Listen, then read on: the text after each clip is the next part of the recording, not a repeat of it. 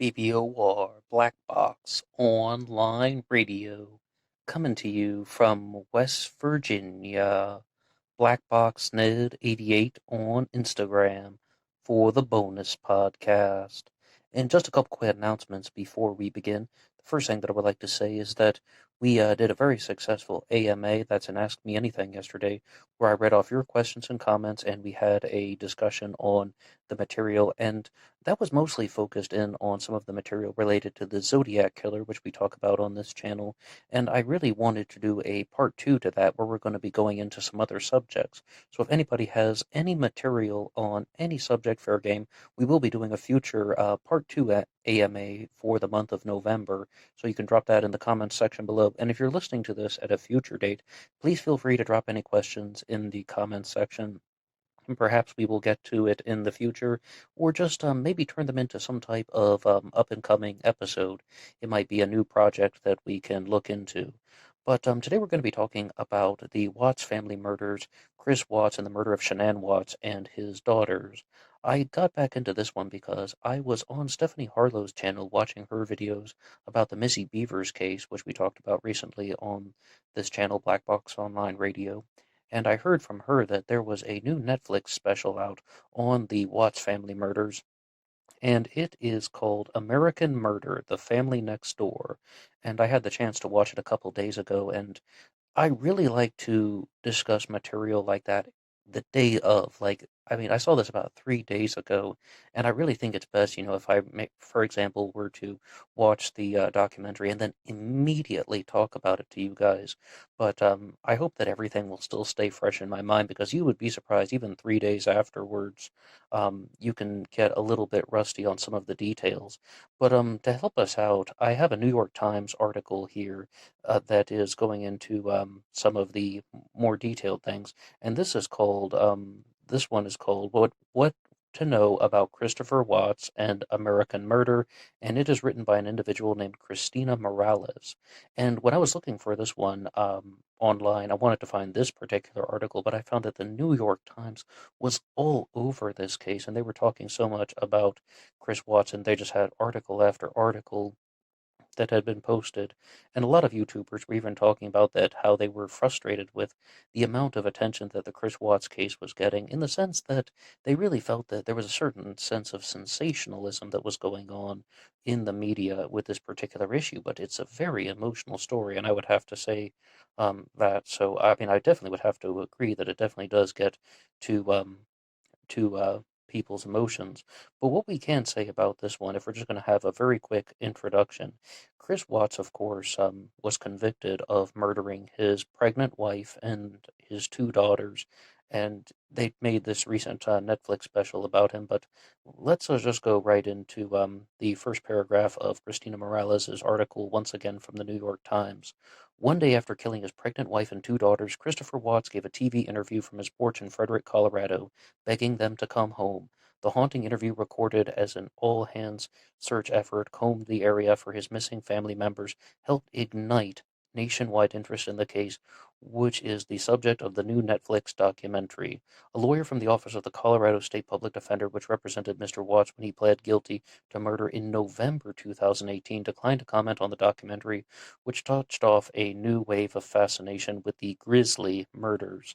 What happened to the Watts family? On August 13th, 2018, Mr. Watts's wife, Shanann Watts, that's spelled Shanann, Shanann Watts, 34, was 15 weeks pregnant, and the couple's young daughters were reported missing. 3 days later, the authorities announced that Mrs. Watts' body and the bodies of their daughters, Bella, age 4, and Celeste, age 3, had been found on the property of the Anadarko Petroleum Corporation, the oil company that had employed Mr. Watts. Mr. Watts' arrest the day before the grisly announcement put an end to the nearly 3 day search across Frederick, a small town about 30 miles north of Denver.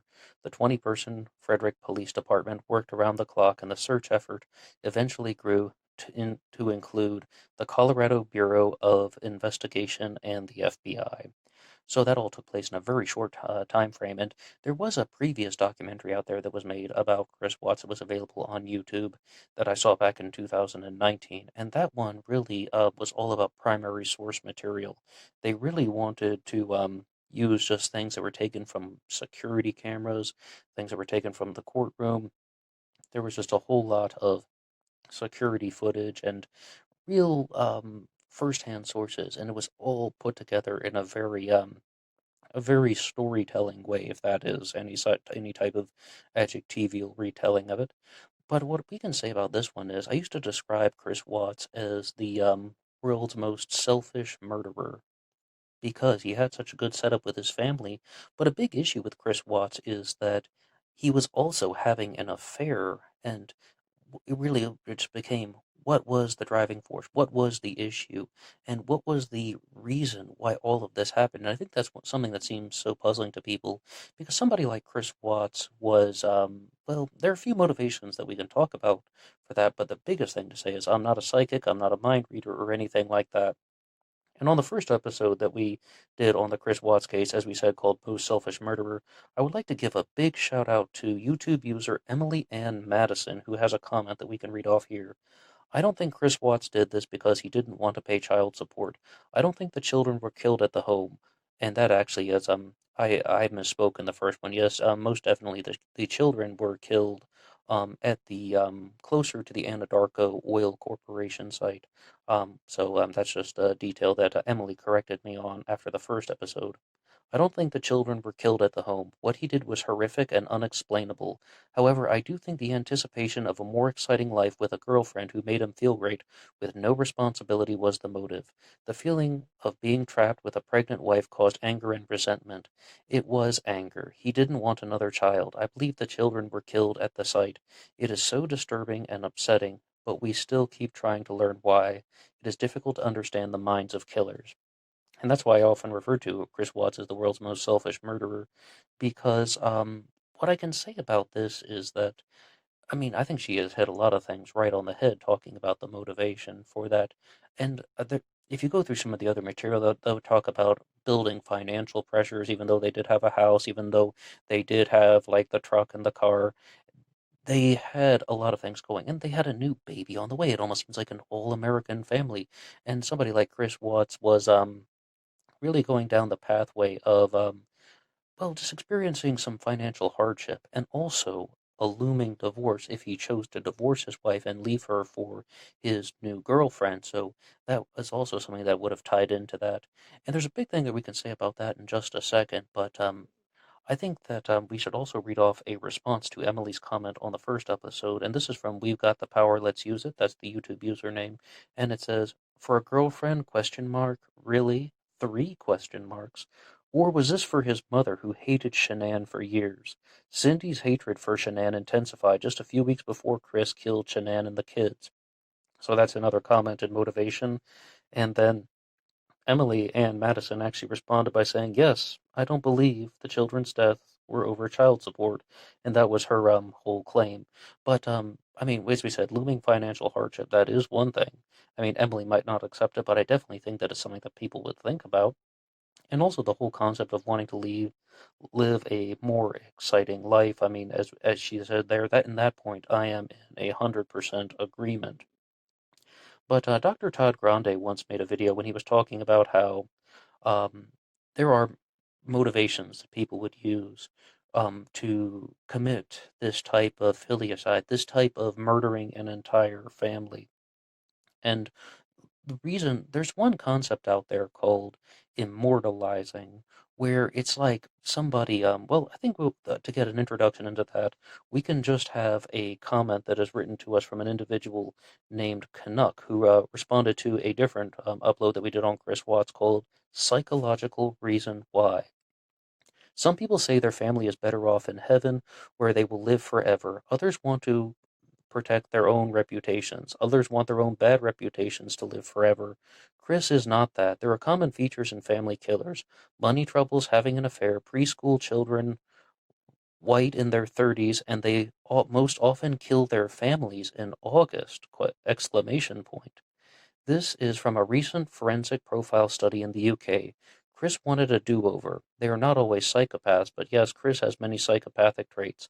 He has no empathy, he is glib, callous, and disregard for life, can violate many different social norms and laws, deceptive lies, manipulates others, cons very successfully with a false persona, superficial intimacy, no enduring attachment, aka his own kids, limited social intelligence, the copycat words from their people and ideas and from others. Behavior they think it will satisfy others. This is how they con and survive. And I think that all of that is 100% correct. So thank you, Canuck, for that. Except when we want to talk about the concept of immortalizing, my real idea that I wanted to convey in that particular upload, and you can hear all these here on this channel, Black Box Online Radio, as we said, World's Most Selfish Murderer, and Chris Watts' Psychological Reason Why.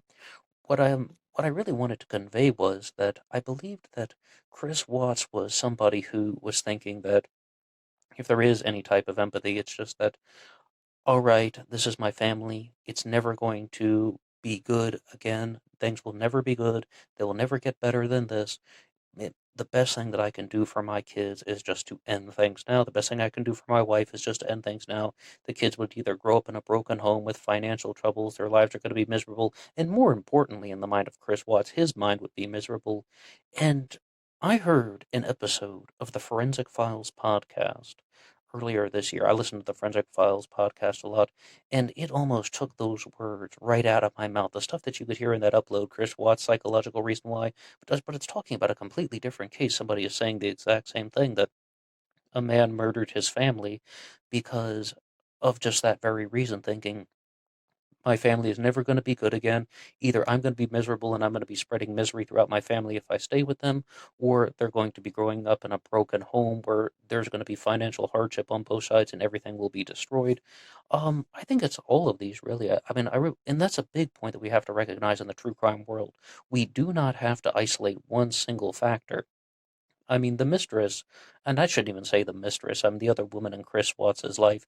She is somebody who definitely played a role, but I think I have to agree with Canuck saying that it's very simple. Chris wanted a do-over, and if there is any empathy going on, then there really is not much.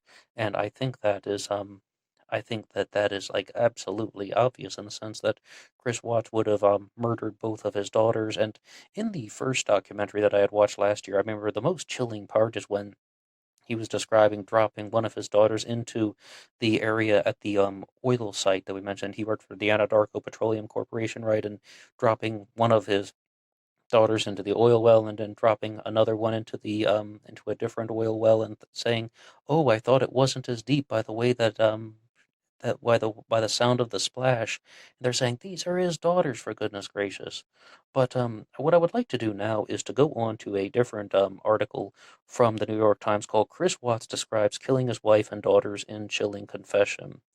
Christopher Watts, the Colorado man who was serving a life sentence for killing his pregnant wife and two daughters, confessed in a prison interview that his daughters were still alive when he put his dead wife's body in his truck and drove his family to the oil field where all three bodies were found. So, as we heard from that first comment, that is definitely true.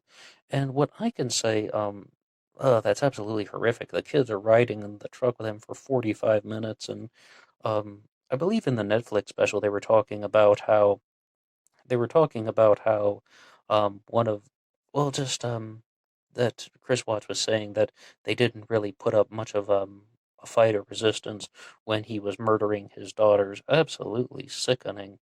And as you see, this really does pull on people's emotions and such. But I would like to say that if you want to see this thing on Netflix that they have about Chris Watts, it's called American Murder: The Family Next Door, and it's directed by an individual named Jenny Popplewell. Now, the thing we can say about this is the family of Shanann Watts, Chris's wife, turned over her laptop and her cell phone to the director, and I was really quite surprised when I read that because on that during the documentary, really really they're just sharing so many personal secrets, very intimate conversations. And it's the way that somebody described a podcast that I used to listen to on YouTube once when they were saying, okay, I know that this is a show and I know that I'm supposed to be listening to it and paying attention, but I always feel like I'm accidentally overhearing somebody's conversation. And you can really see the text messages that Shanann is talking about the struggles of their marriage, the struggles of their intimate relations, their sex life, all of those things, and that stuff is like it almost makes your skin crawl. Not even because you're talking about Chris Watts, but just of how personal it is. And but the family apparently did turn over the material to Jenny Popplewell for the documentary. And I would cite that first New York Times article that we were citing. They had a very big paragraph in the end trying to make it clear that the family of Shanann Watts did provide these things to Jenny Popplewell of the Netflix special. I would say though, is something that would come away from that. One of the things that I felt was rarely discussed in other pieces of media about the Chris Watts case, or at least ones that I had not encountered that I saw in this Netflix special, were that number one, Chris Watts had lost a lot of weight. And he was getting in shape more or less, and he was perhaps very proud of his new appearance. And it's possible. I mean, I don't even know if this is fair to speculate in this direction, but he was using his new found confidence in his appearance to try and attract other women, like as purely a way to leave his wife Shanann, because he felt that he was only with Shanann because he couldn't get a better partner. I don't think I've heard it written out exactly like that, but when they're talking about how number one, he's losing a large amount of weight, number two, he's getting a new partner, number three, he is very frustrated with his marriage. Well, I mean, I think it's really going down that pathway. That's still a horribly selfish reason to murder your family. It's a horribly disgusting reason. If there's never a good reason to commit an atrocity such as murder. It's just please don't misunderstand me. It's just that I mean, talk about only caring about oneself and just being purely indifferent to other people. All right, well, now my looks have improved, so I can go out and find the sexual partner that I desire more.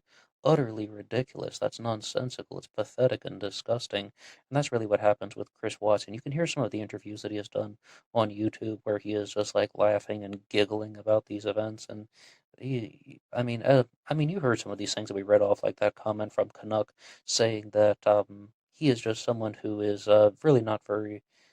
Shows a lot of sociopathic or psychopathic traits. I mean, depending on how he was born and the way his neurotransmitters were functioning at birth, psychopath versus sociopath and such. And that's absolutely horrific. But I really think that this Netflix special, directed by Jenny Popplewell, wanted to highlight that the marriage between Chris Watts and Shanann was much rockier than it was portrayed. And I think that that is I think that is also heavily neglected because a big point, though, that we should say is no matter how rocky the marriage was, Shanann Watts definitely did not deserve to die like that, and Celeste and Bella, their children, they also did not deserve to go out like this. There are so many other ways that Chris Watts could have handled the situation. First and foremost, he could have just not had an affair and just recognized that he put himself down this pathway. He chose to get married and have not one, not two, but three kids. I mean, he had a baby on the way, and I believe they named the baby Nico, post mortem. But Chris Watts, it was sentenced to multiple life sentences plus 84 years, and he was charged and convicted, we should say, for the death of his unborn child. So he will never be getting out of prison, and that is a good thing. But I'd seen some of the footage that they have of Chris Watts taking the polygraph test, which he took and failed, mind you. So talking about the accuracy of those things. And what we can say about that is that he failed, and the way they persuaded him to confess was, you took that test and you knew you were going to fail, and I mean, you really just want to come clean, you want to confess, and you want to tell us the truth. And you really have to wonder, did he want to get caught with this? Was he just living a bad situation, like trying to live the double life, even though he was with his new girlfriend and he has like the failing marriage, but he seems to really want to be with the new girlfriend? Is there any possibility that the stress of balancing those two relationships, that he didn't feel like he belonged in either one of them, was also a driving factor? And no matter what, there's a bad outcome. So just do something very catastrophic to make the bad situation end. I mean, that's a disgusting reason to go through with anything like that, especially when you hear about the murders of his children, smothering them with a blanket, and just that's how they were killed. And he buried Shanann in a shallow grave that was marked with an S. And as we said, the two daughters, Celeste and Bella, were dropped into the oil wells, for lack of a better term. There might be a more specific term for something like that. But what I would like to do right now is to turn it over to you guys and ask, what do you think about Chris Watts and anything that happened? What do you think about any more of the motivations, the psychological reasons for this, or also media coverage? Do you believe that there is any type of sensationalism going on with the Chris Watts case? And do you believe that there is any type of factor, psychological connection, or just something that has been neglected from the discussion, or something that I didn't mention here? And what really would you want to contribute? If there's anything that you have to say at all, please drop it in the comments section below. If you like this upload, you can hit the like button, and if you haven't subscribed yet, you're welcome to do so. Most importantly, please share some comments so we can continue the discussion. And that's all for me now. I'll see you on Instagram for the bonus podcast. Until next time.